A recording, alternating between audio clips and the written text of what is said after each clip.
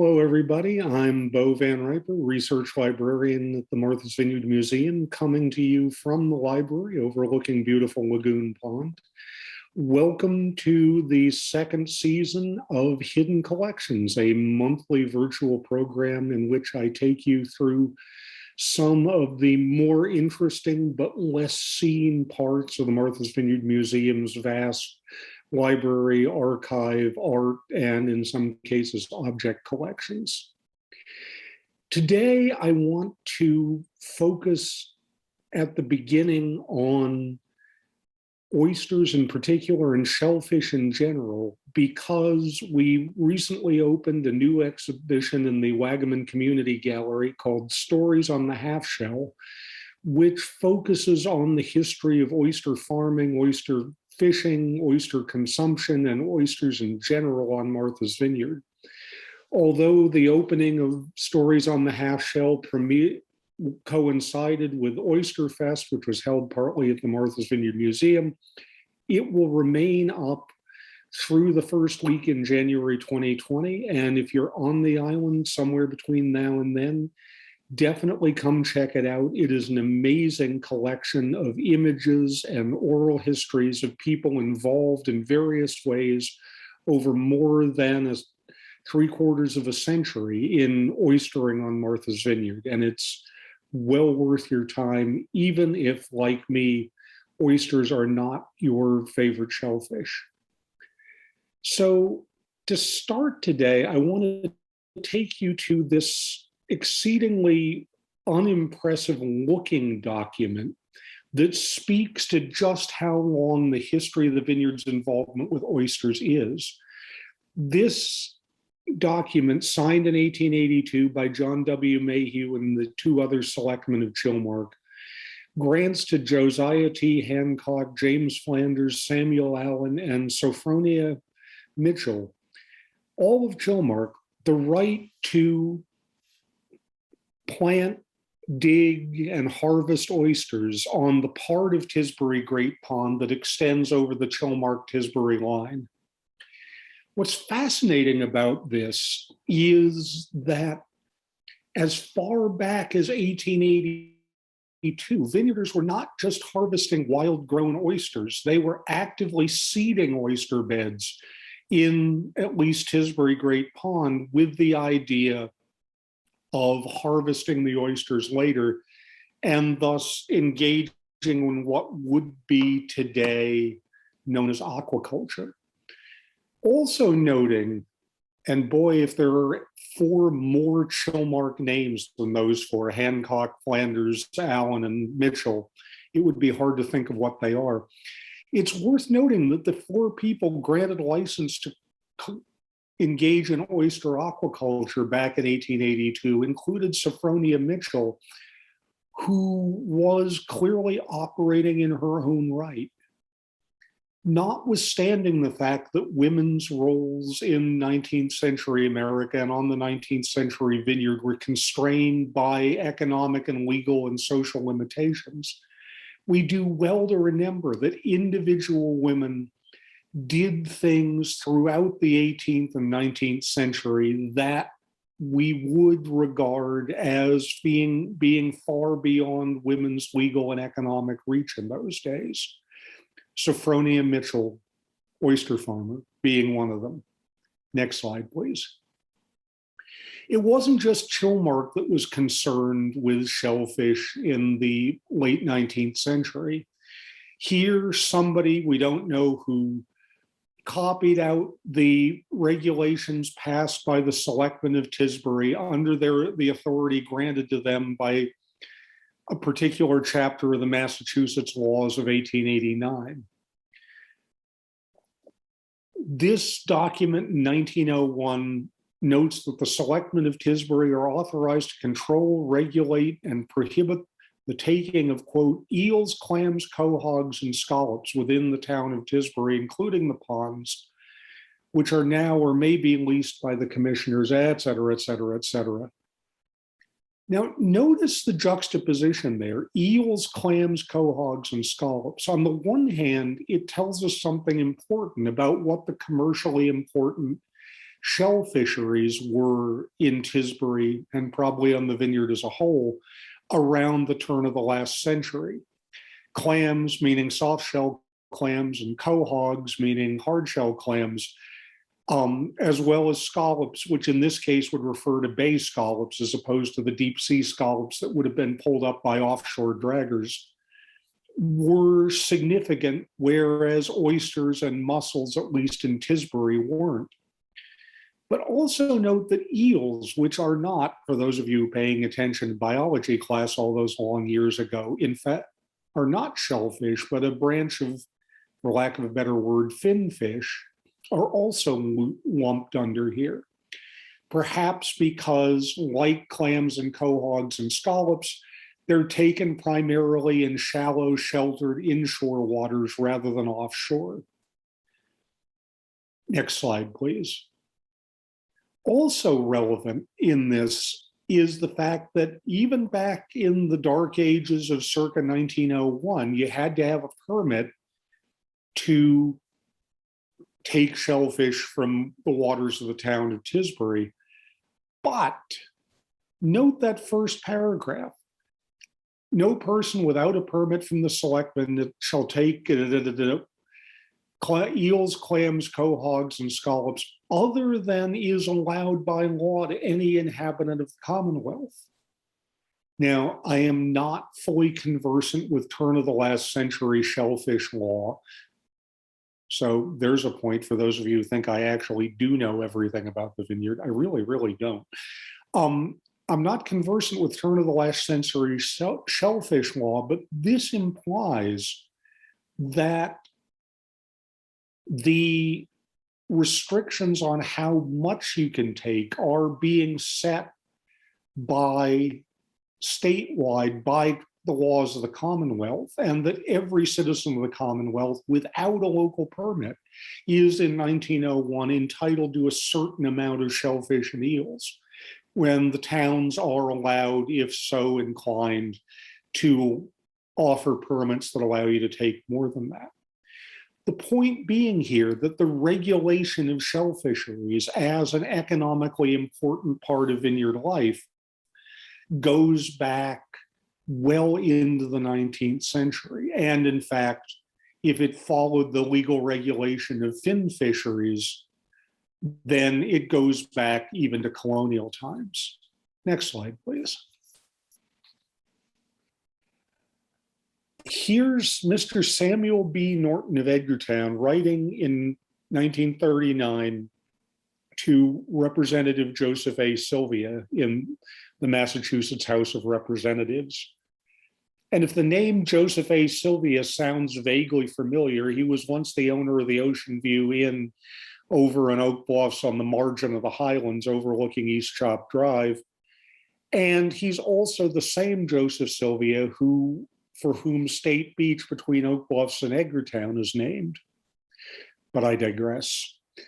Samuel Bailey Norton, the father of S. Bailey Norton, former president of our forerunner institution, the Dukes County Historical Society, was a lifelong mariner and for many years the paid captain of the giant steel-hulled yacht Manxman. But like a lot of vineyarders, he had more than one job, and one of the jobs he had was shell fisherman. Here he's writing to Representative Sylvia asking about an allocation of seed clams for the people of Edgartown and other towns on the island. And Representative Sylvia is writing back and saying, "Don't worry, Mr. Norton, my shellfish expert assures me that all the vineyard towns will get their supply of seed clams, not to worry."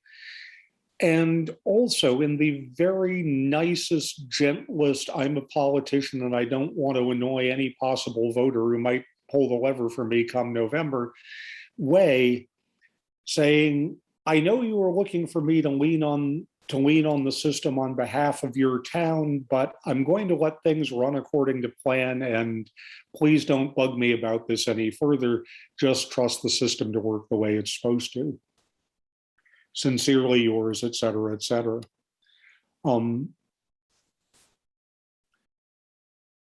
Whether Edgartown got its seed clams in the fall of 1939, we don't know. We can assume reasonably that it did. But it's worth noting that both that the state, the Commonwealth, took a significant interest in shell fisheries, enough not only to regulate the catching of wild shellfish, but also to operate an entire program designed to provide seed clams and thus ensure that shellfish stocks were kept up in the towns of the Commonwealth where shell fisheries were a thing, and that it was doing this before World War II. This is clearly an ongoing, well-established program that Representative Sylvia is referring to.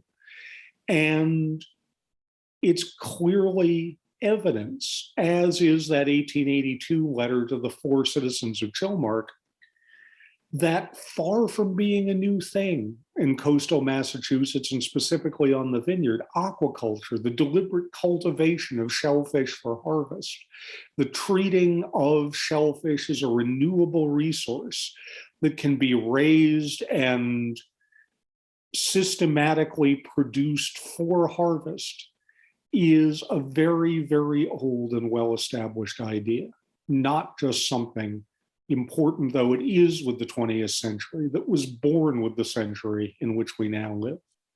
Next slide, please. Now there's a page turners of, if ever I heard one, possible methods of improving the shellfish industry of Martha's Vineyard, Dukes County, Massachusetts. Publication by the Marine Research Foundation, May 1966. Here again, I want to point to this particular piece of our archives, not because it's spectacularly beautiful or spectacularly interesting in and of itself as a document. Your typical 5th grader can produce reports for school nowadays with the wonders of desktop publishing and inkjet printers and whatnot that are far more attractive to look at and far more compelling visually than this 120-page report from 3 years after I was born was. What's remarkable here is that the authors, Matheson and Toner, are in 1966 engaged in, and this is what the report's about, systematic scientific investigations of how to cultivate shellfish more efficiently in vineyard ponds and vineyard waters. They're not only studying salinity and temperature and turbidity, that is to say, how much solid material is stirred up and clouding the water, and what effects those variables have on shellfish production. They're also running experiments to see if you're going to cultivate oysters using, say, strings hung from floats in water of appropriate depth and temperature and salinity, as opposed to just seeding oysters on the bottom, how effective that artificial cultivation using human-created structures to seed the oysters on is relative to seeding oysters on the bottom in the traditional way. Next slide, please. Next slide, please. Thank you. This is a photograph of an individual holding a shell string with maturing oysters on it. Though what you're looking at is a long loop that's being held in the upstretched hand of the guy who's standing on the right side of the photograph. On the sides of that loop of string are threaded scallop shells with holes drilled in them that are separated by rubber spacers, pieces of hose most likely cut up for the purpose. On each of those scallop shells is planted or settled an immature juvenile oyster. And this in turn is hung from a float made of wooden slats held on the surface of the water by styrofoam blocks with these lines of oyster shells dangling down beneath it in the water. You anchor the float and the oysters hang there in mid-ocean or in mid-pond, developing and maturing and growing. Next slide, please. This is what it looks like. The bottom two oysters have been raised for 27 months on a human-made raft, like the one I described. The top three have been raised in the traditional way for the same amount of time on the bottom.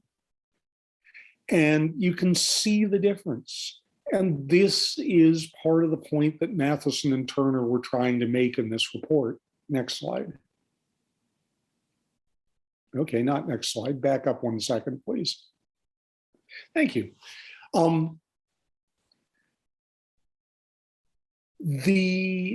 By modern standards, the quality of this report, the presentation of this report is exceedingly amateurish. The text is just pure typewritten text.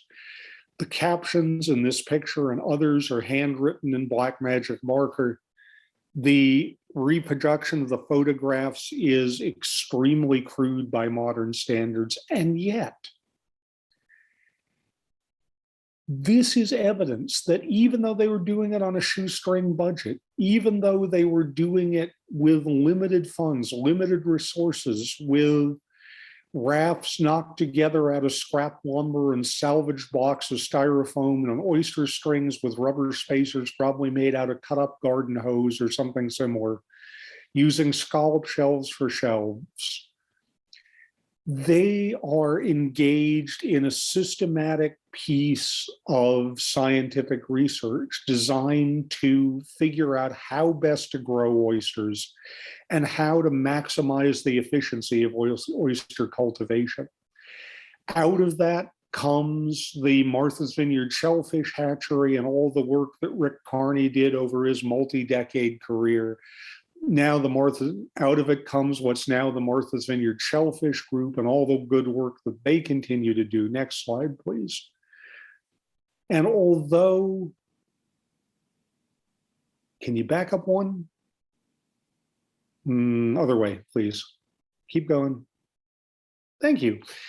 Although the Martha's Vineyard Shellfish Group is now producing far more spiffy, far more sophisticated products like these car stickers designed to promote their shell recovery project using discarded oyster shells to recycle back into the shellfish production, the aquaculture system.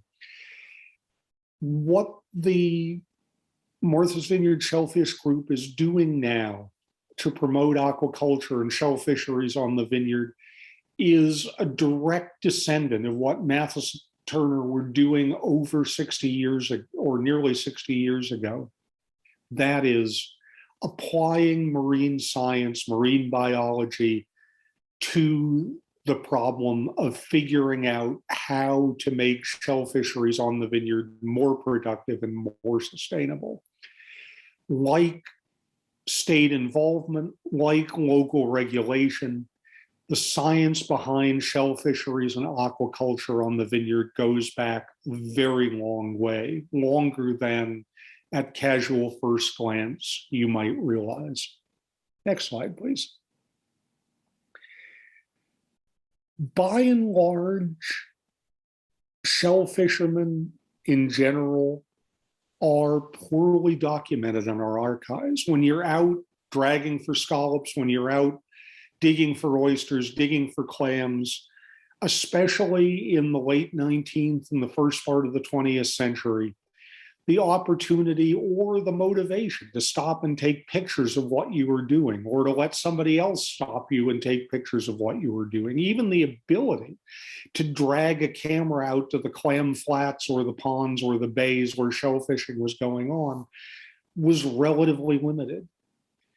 We have, by comparison, many more pictures of the schooners that went to the Grand Banks for cod, or the sword boats that went south of Nomans or out to George's for swordfish, than we do of the inshore shell fishing industry.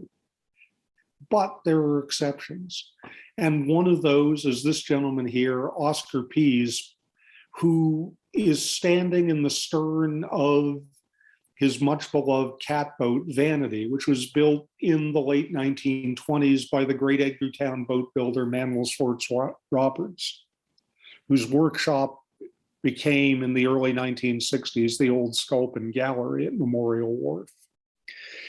Vanity was one of the last working catboats built in Edgartown, and Oscar Pease used her for decades until his death, upon which he donated her to the Martha's Vineyard Historical Society, now the Martha's Vineyard Museum. Vanity was, for most of her life, run purely under power, purely as a working vessel, with Oscar utilizing that vast, wide, open cockpit as an ideal working space for dragging for scallops or engaging in other kinds of fishing. That thing in his hands there, which looks like a gigantic metal purse made out of large chain links, is a scalloped dredge. And if you want to meet a scalloped dredge up close and personal, come check out the Stories on the Half Shell exhibit in the community gallery. We've got one hanging from the ceiling just inside the door. The idea of a scalloped dredge was that you lowered it over the back of your boat, you towed it along the bottom at a slow, steady rate, and it scooped up the scallops, and you then hauled it up and emptied it onto, next slide, please, a culling board, which is just a large, wide wooden plank with raised rims along the long edges and open sides on the short edges, that was designed to fit over the cockpit of your boat.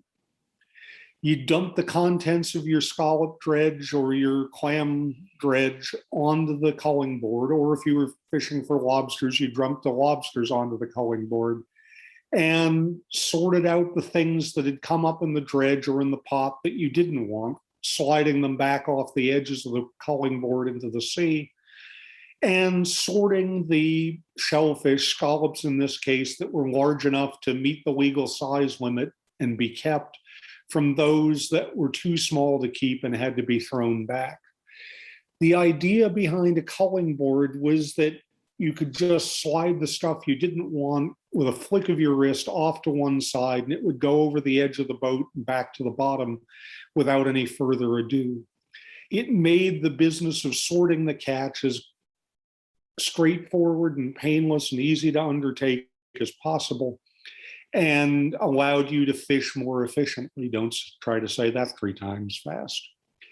The culling board from Vanity, like the culling board of most working small fishing craft, was designed to be detachable, so that if you were working fisheries where you didn't need to sort the catch immediately, you could leave it at home in your fishing shack along with whatever other gear you didn't need. Or if you were renting out your boat for summer excursions for tourists, you could leave it out of the way and have more room in the cockpit for paying customers.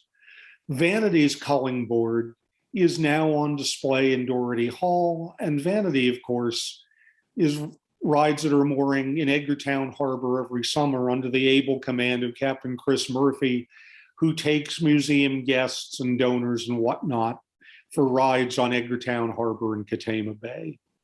No oysters involved, but we suspect Oscar would be pleased. Next slide, please. Once you've got oysters, of course, the next step, if oysters are your thing, is to cook them.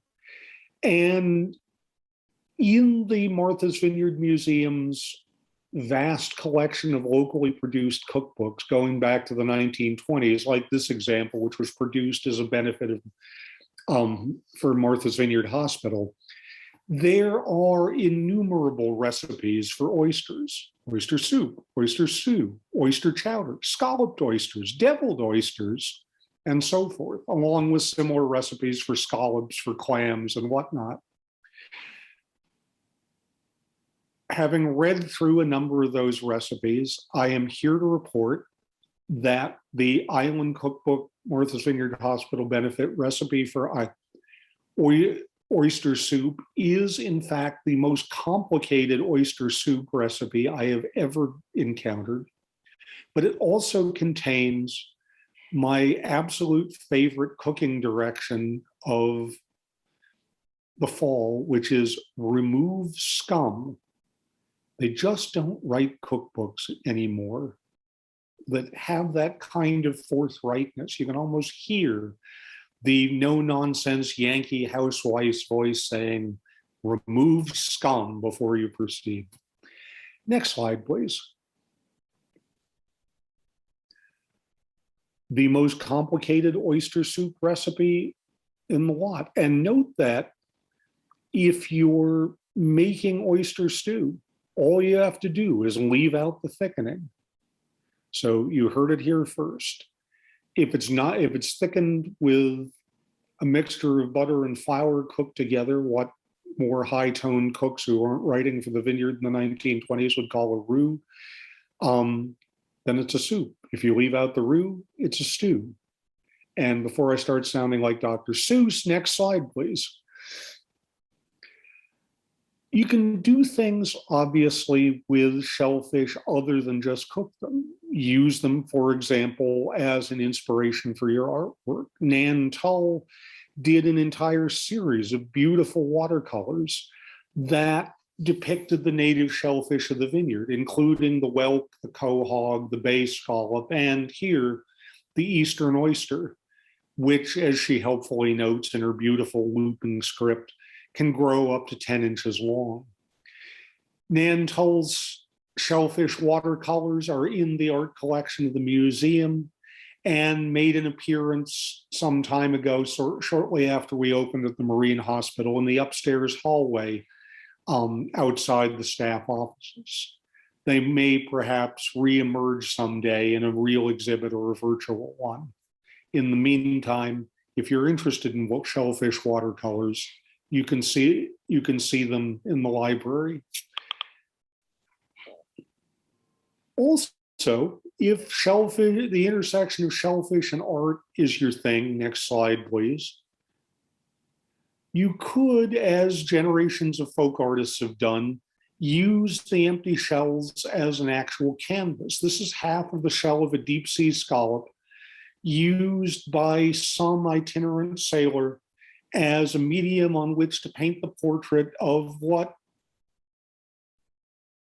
could be the Siemens Bethel launch, which used to go around to ships anchored in Vineyard Haven Harbor and bring sailors ashore to the non-denominational chapel that stood on what's now, that stood where the Steamship Authority ticket office is now, or could be some other vessel like perhaps Captain John Ivory's boat come house, the Dry Tortugas. Next slide, please.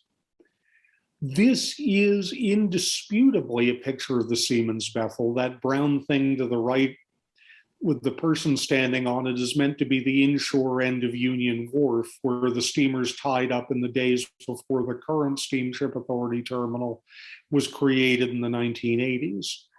That red building was the Siemens Bethel, which served as from the late 1800s until the late 1970s as a non-denominational sailors' chapel, reading room, and general recreational center. When it was moved to make way for the current Steamship Authority terminal, the chapel portion of the building went to the Martha's Vineyard Hospital, where it still serves as a chapel, and the Bethel proper was moved up the road and attached to the American Legion Hall across from the Tisbury School. The Bethel's vast collection of artifacts and folk art given to it by passing sailors came to the museum. These two scallop shells were part of that collection. Moving on from shellfish and oysters in general to another very different subject, which is to say death. And next slide, please. If you're going to talk about death, no, I have no idea who this late gentleman is, only that, as Basil Welch, of whose photo collection this is a part, said, he does seem to look peaceful. If you're going to talk about death, next slide. October, the month that ends with Halloween, All Hallows Eve, the evening before All Saints Day, when it said the dead walk the earth. Surely October is the month to do it. And because this is a program about the Martha's Vineyard Museum archives, I want to talk for a bit about one of the less commented on aspects of death, which is the extent to which, even in the late 19th, early 20th century, what we think of as a less paper-bound, less bureaucratic, less form-ridden era, death inevitably brought with it an astoundingly long and rich paper trail. Here, for example, is a copy of the inventory of the estate of one Ephraim Mayhew, who died in Chilmark in the early 1890s, and whose estate paperwork came to us in a donation from an anonymous donor at some point in the past. This is a listing of everything Ephraim Mayhew owned, beginning on page 1 with his multiple pieces of real estate: the Cottle Wood Lot, the Mayhew and Vincent Lot, the Northwood Lot, the Meeting House Lot, and on for an entire page. The Pease Place alone is enumerated into 6 different pieces of land plus a barn.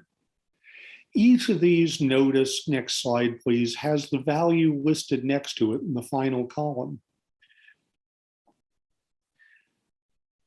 Another page includes Mayhew's cash and stock, including his $183.97 that he actually had on hand when he died.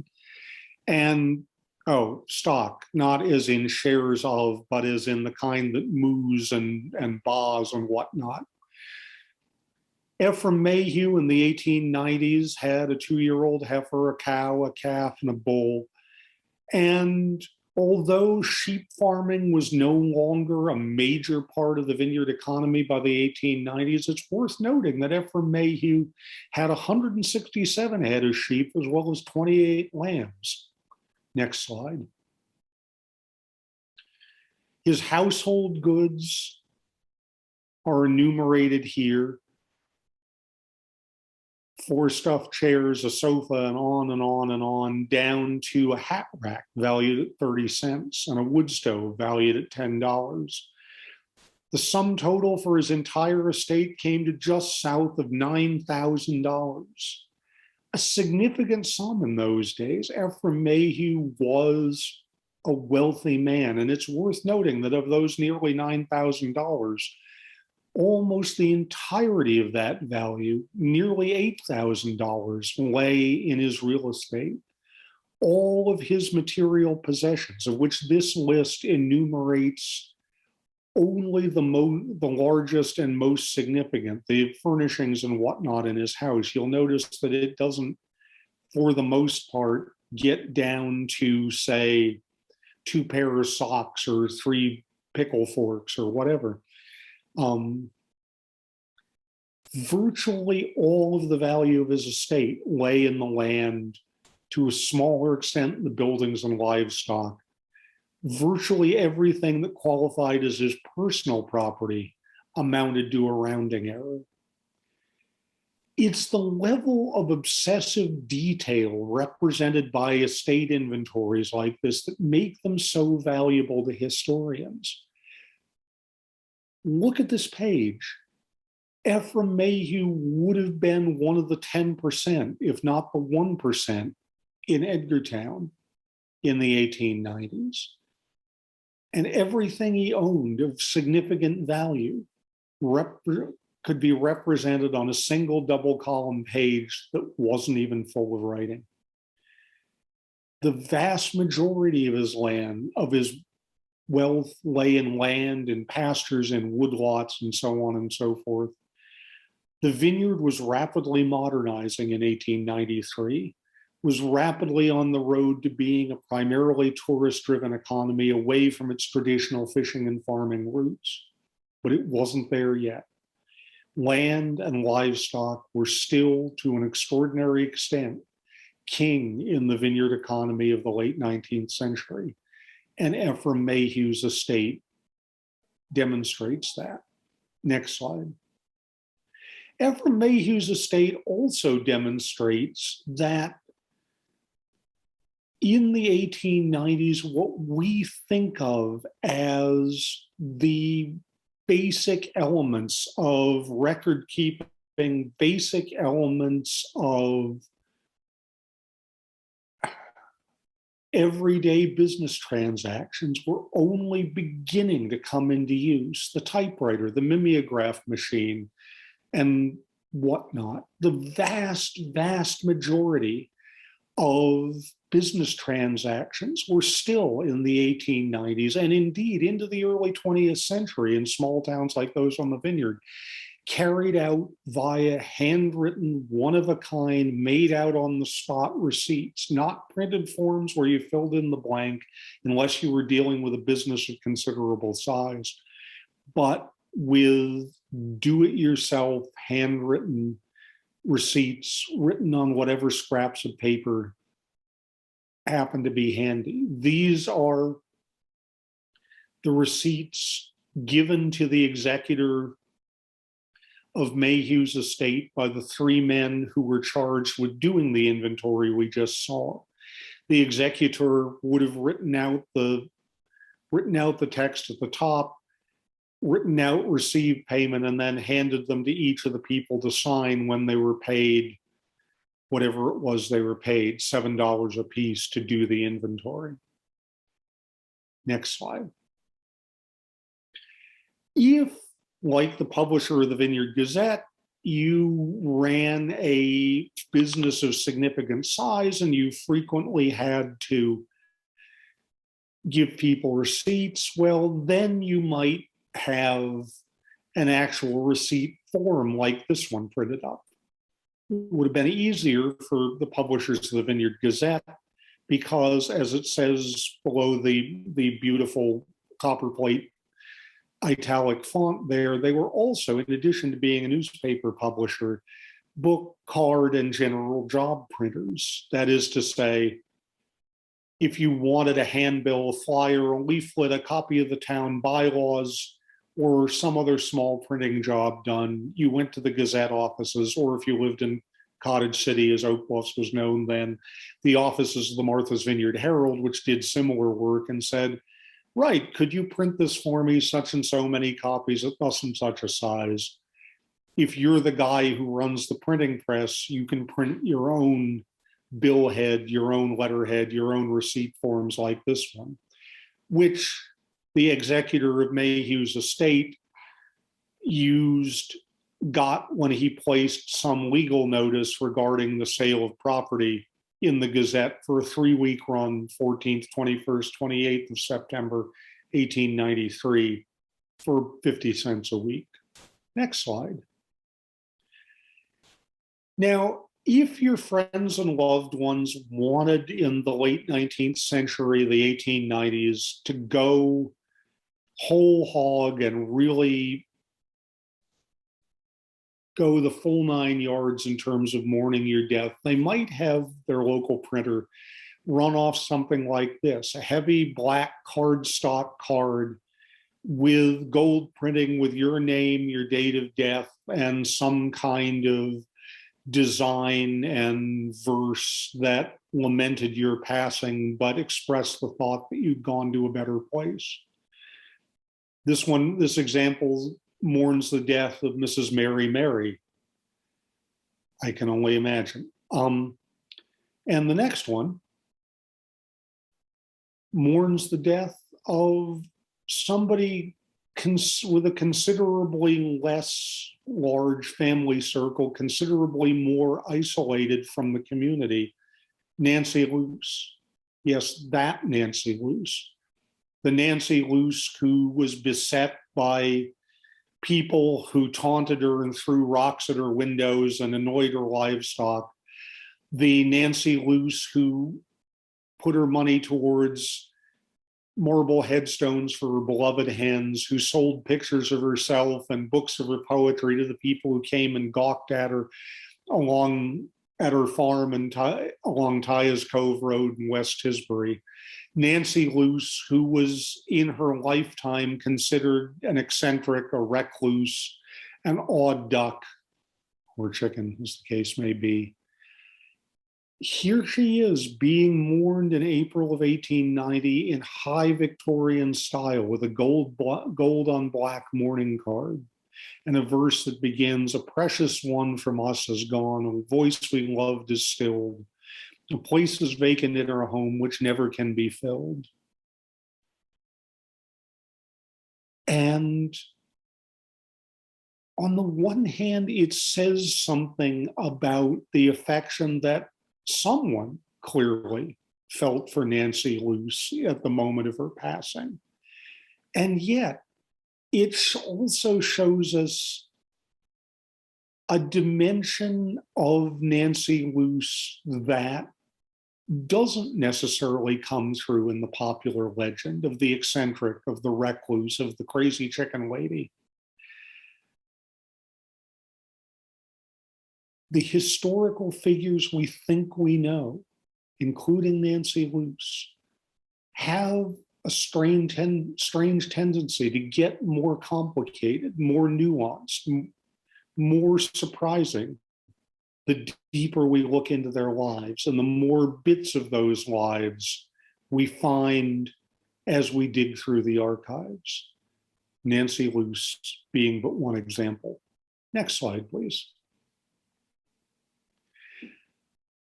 There's no evidence that Ephraim Mayhew, or rather his heirs, ever had cards like that printed for him. He seems a bit too much of a no-nonsense Chilmark farmer to be indulging in frippery such as that. But he did, for certain, have to be buried. And here we have the receipt that the executor of his estate received from Undertaker Moses Vincent, which bills for a casket at $85. $85 in a world where a rich farmer's estate ran only to $9,000, where an entire cast iron stove could be valued at $10. $85 for a casket is an enormous outlay. Beside that, the $10 for the plate, that is to say, the engraved brass thing that has the name of the deceased on it, is small by comparison, as is the $6 for the undertaker's attendance with the hearse. $101 to bury the mortal remains of Ephraim Mayhew of Chilmark. Next slide. Another $100 for a marble headstone for Ephraim Mayhew, along with a matching marble footstone. This from H. Norton of West Tisbury, who owned a marble and granite works that produced headstones in the late 19th century on the island. Marble was very much the fashion by the end of the 19th century, having supplanted sandstone, which enjoyed a brief vogue, and especially black or dark gray slate, like the material in this stone. Next slide, please. What you have here is your classic 18th or early 19th century gravestone, made out of black slate, a naturally layered, geologists would say, foliated rock, created by the metamorphosis of mudstone. You squeeze and cook mudstone deep in the earth and you get slate, which splits naturally into smooth, flat layers and is relatively easily carved. Across New England, you find literally hundreds and hundreds and hundreds of slate gravestones like this at Tower Hill and Old West Side cemeteries in Edgartown, Crossways in Vineyard Haven, West Tisbury Village, and Abels Hill up Island. all through the 18th century, down into the first, say, third of the 19th century, gray slate gravestones, many of them, especially in the 18th century, having winged death's heads or winged faces like this, meant to suggest that life is fleeting, life is transient, and our stay on earth, trapped within these mortal bodies, is but a sojourn of 70 years and 10, as the Bible would have it, or perhaps a bit more if you get lucky, before your spirit is released into the afterlife. This particular gray slate stone would have been very much the height of fashion in the early 19th century when it was erected. By Ephraim Mayhew's time in the late 19th century, gray slate was old-fashioned and it was all about marble. More's the pity, because marble, being calcium carbonate, reacts horribly to the effects of acid rain brought on by industrial air pollution. And it's one of the quirks of wandering around old vineyard graveyards that the ancient 18th century slate stones are, in many cases, far more readable than the late 19th, early 20th century marble stones, because they're more impervious to acid rain, though vulnerable to other kinds of weathering. This particular stone originally stood behind where the Marine Hospital building is now, in a small cemetery that was moved when the Aldworth Heights real estate development was set up in the early 1910s. The stone, along with other stones from that same graveyard, were reestablished on the edges of Oak Grove Cemetery in Tisbury. The epitaph on this stone commemorates a couple, John and Lydia Claghorn.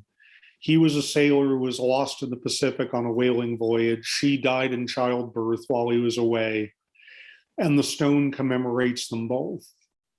It begins famously, John and Lydia, that lovely pair, the whale killed him, her body lies here, and goes on to express the sorrow of their friends and loved ones that they're both gone, and the faith that must have sustained a great many vineyarders down through the 17th and 18th century and into the 19th, that likely sustained Ephraim Mayhew's friends and family as well. That although their bodies were interred here on the island, or in John Claghorn's case, on some distant Pacific shore or buried at sea, their souls had passed into the afterlife, where they would in time be reunited with the loved ones they'd left behind. Gravestones are then, as now, about the dead, about those who passed on, about those who were gone and live on only in the memories of those they left behind. But gravestones are also expressions by those left behind of sorrow, and for those who believe in the hope of reunion.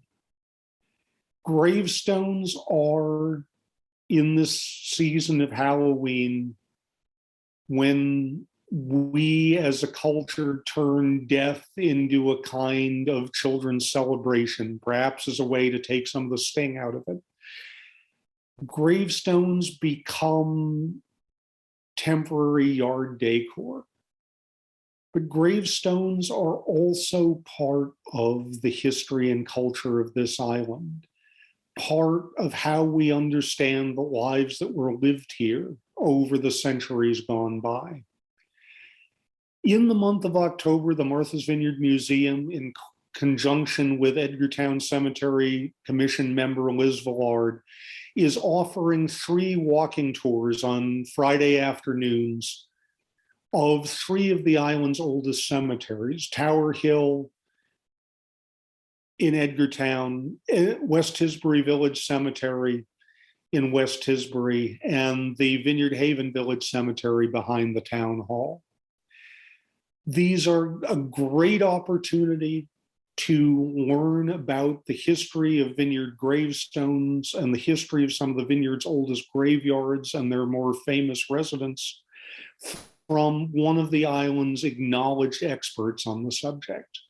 See the museum website for more details. And if cemeteries are your thing, but you're interested in doing it yourself, we now have available at the front desk a pamphlet called Memento Mortis, a driving tour of 6 of the vineyard's oldest cemeteries with a guide to some of the more interesting gravestones in them and directions for how to get there and how to get around it.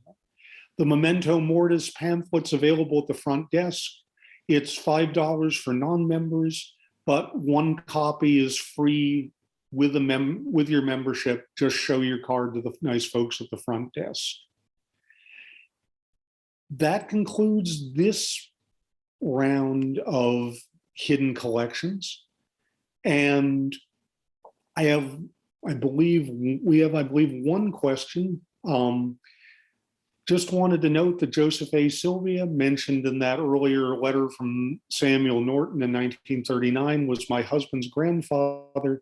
Do you have any more items in your collection in relation to Joseph Sylvia? Unfortunately, we do not.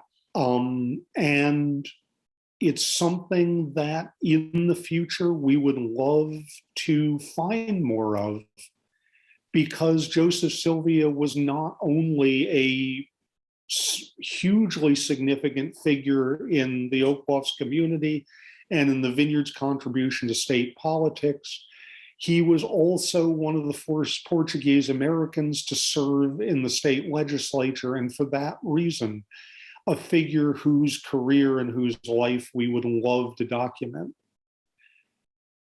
Thank you all. We hope you've enjoyed this edition of Hidden Collections. Hidden Collections will return the first Wednesday in November at 12:30 and the first Wednesday of every month through the off season. Please join us for more encounters with some of the many, many objects and documents and images and ephemera that exist within the collections of the museum. Have a good day.